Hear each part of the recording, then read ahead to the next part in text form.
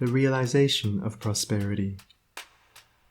It is granted only to the heart that abounds with integrity, trust, generosity, and love to realize true prosperity. The heart that is not possessed of these qualities cannot know prosperity, for prosperity, like happiness, is not an outward possession, but an inward realization.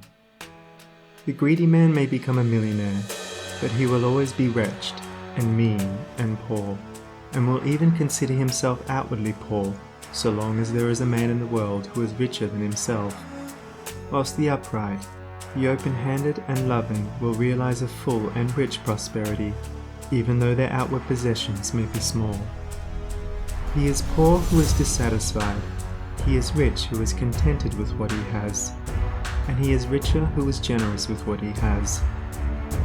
When we contemplate the fact that the universe is abounding in all good things, material as well as spiritual, and compare it with man's blind eagerness to secure a few gold coins or a few acres of dirt, it is then that we realize how dark and ignorant selfishness is.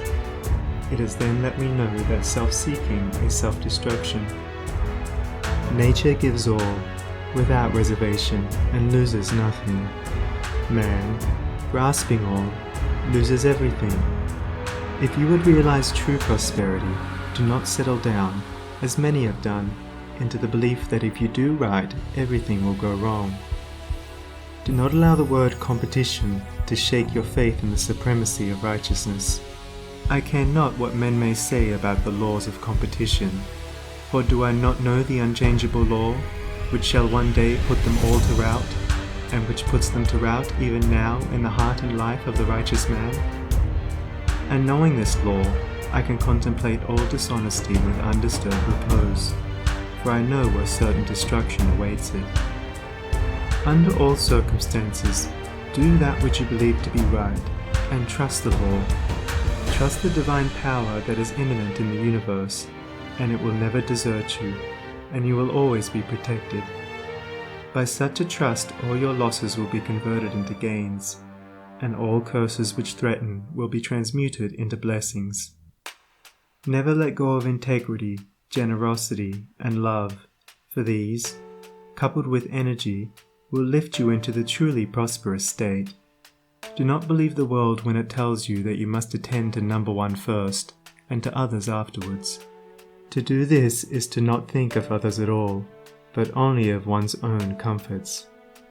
To those who practice this, the day will come when they will be deserted by all, and when they cry out in their loneliness and anguish, there will be no one to hear and help them. To consider oneself before all others is to cramp and warp and hinder every noble and divine impulse.